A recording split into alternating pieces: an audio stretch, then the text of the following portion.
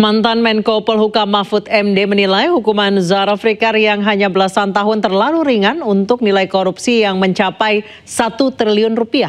Menurut Mahfud, kasus Zaraf Rikar tersebut masih bisa dikembangkan untuk membongkar praktik mafia perkara dan dibuka ke publik. Korupsi atau penyuapan sebesar itu memang kalau cuma dihukum 10 tahun, 15 tahun kecil banget gitu. Ya, artinya dalam konteks kasusnya Zaraf Rikar yang nggak maju-maju Pak dalam tanda petik gitu ya sampai bulan keempat ini sidangnya, Pak Mahfud ingin mengatakan bahwa sebenarnya aparat penegak hukum belum maksimal untuk mengejar karena masih bisa membuka dokumen-dokumen dan segala macam. Sekian tahun kasus itu ada kopinya dan segala macam, ada rekamannya gitu ya Pak? Pastilah iya. Hubungan-hubungan dia dengan siapa kan bisa dilacak sekarang. Ya. Teknologi kita canggih sekarang. Ya itu jadi pertanyaan publik kan Pak, sehingga orang jadi mungkin berkesimpulan jangan-jangan ada pertimbangan lain dari kejaksaan sehingga ini tidak sampai sedetail itu dibuka. Iya, gitu. Masyarakat berprasangka seperti itu menjadi wajar. Kenapa sih kok tidak dibuka? Jangan-jangan ini terkait dengan A di sana, jangan-jangan terkait dengan si B, atau jangan-jangan terkait dengan kejaksaan juga. Kan bisa kan orang juga tuh, jangan-jangan ini dipermainkan di kejaksaan gitu. Meskipun untuk saat sekarang dan untuk kasus ini mempermainkan hampir 1 triliun itu agak kecil kemungkinannya kejaksaan melakukan itu. Tapi kalau misalnya ada pejabat-pejabat lama di kejaksaan yang ikut terlibat di situ kan bisa aja, iya kan?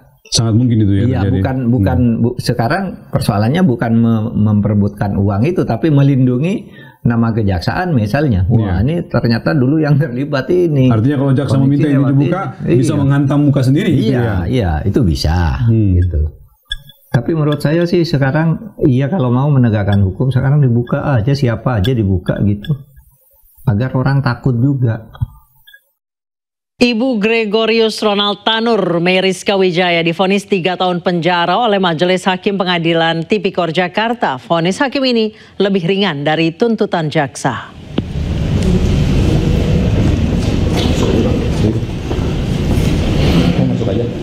Hakim menyatakan Meriska bersalah memberikan suap kepada 3 hakim pengadilan negeri Surabaya untuk vonis bebas anaknya terkait kasus kematian Dini Sera. Hakim juga menghukum Meriska membayar denda 500 juta rupiah atau subsidiar 6 bulan penjara.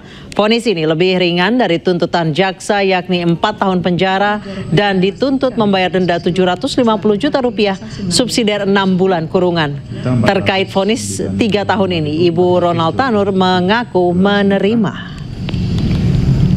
Undang-Undang Nomor 31 Tahun 99. Dakwaan alternatif pertama, menjatuhkan pidana terhadap terdakwa oleh karena itu dengan pidana penjara selama 3 tahun dan denda sejumlah 500 juta rupiah dengan ketentuan apabila denda tidak dibayar maka diganti dengan pidana kurungan selama 6 bulan.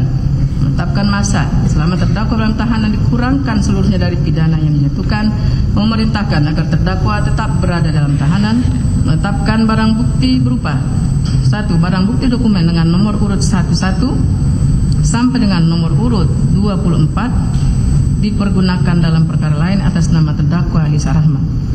2. Barang bukti uang dengan nomor urut 11 berupa 1 buah tas kecil berwarna hitam yang berisikan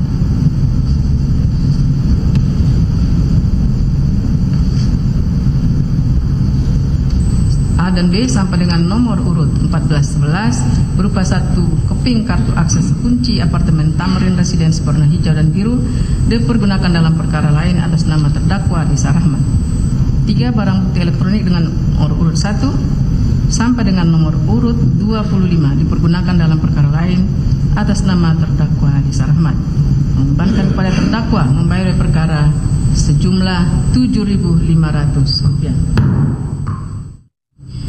Menimbang bahwa selain memperhatikan keadaan yang memberatkan maupun keadaan yang meringankan tersebut di atas, Majelis Hakim memvonis Zaraf Rikar dengan hukuman 16 tahun penjara.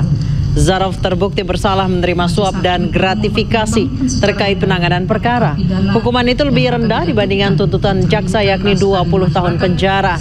Hakim juga memberikan hukuman denda 1 miliar rupiah kepada Zaraf dan uang itu wajib dibayarkan dalam waktu sebulan setelah vonis berkekuatan hukum tetap.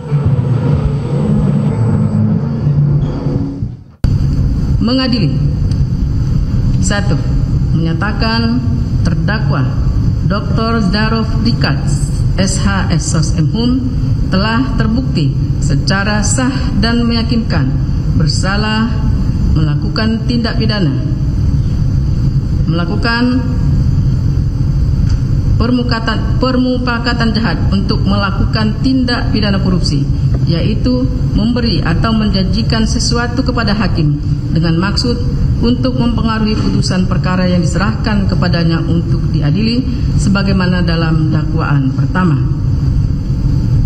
ke 1 penuntut umum, dan tindak pidana korupsi menerima gratifikasi yang berhubungan dengan jabatannya dan yang berlawanan dengan kewajiban atau tugasnya sebagaimana dalam dakwaan kedua penuntut umum. 2. Menjatuhkan pidana terhadap terdakwa oleh karena itu dengan pidana penjara selama 16 tahun dan denda sejumlah 1 miliar rupiah dengan ketentuan apabila denda tidak dibayar maka diganti dengan pidana kurungan selama 6 bulan.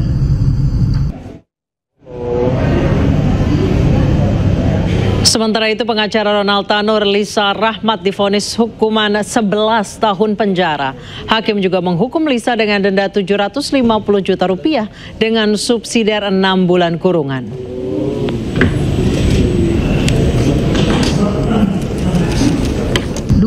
Menjatuhkan pidana terhadap terdakwa oleh karena itu dengan pidana penjara selama 11 tahun dan denda sejumlah 750 juta rupiah dengan ketentuan apabila tidak dibayar maka diganti dengan pidana kurungan selama 6 bulan. Selamat malam pemirsa, selamat datang di iNewsroom bersama saya Anisha Dasuki. Kami akan membahas berita utama secara mendalam, komprehensif dan tentunya eksklusif. Sebagai pembuka iNewsroom hari ini kami memiliki informasi Gunung Lewotobi laki-laki di Flores Timur, Nusa Tenggara Timur kembali meletus dengan dentuman yang kuat disertai hujan batu dan pasir. Warga mulai mengungsi ke posko pengungsian secara mandiri, sementara warga yang tidak mengungsi kini membersihkan material abu vulkanik.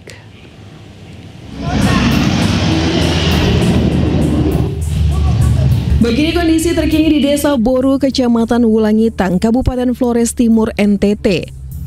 Gunung saat ini masih tertutup kabut dan abu vulkanik Desa Boru tertutup abu. Sebagian warga mulai mengungsi ke tenda pengungsian. Menteri Sosial Saifullah Yusuf mengatakan hingga Rabu pagi tadi belum ada pengungsi akibat erupsi Gunung Lewotobi di Kabupaten Flores Timur, Nusa Tenggara Timur. Saifullah menyebut pihaknya akan membuat tempat pengungsian jika memang dibutuhkan. Di sana kita punya lumbung sosial. Jadi lumbung sosial itu semacam gudang gitulah ya, yang bekerja sama dengan pemerintah daerah. Dalam hal ini Kabupaten Flores Timur.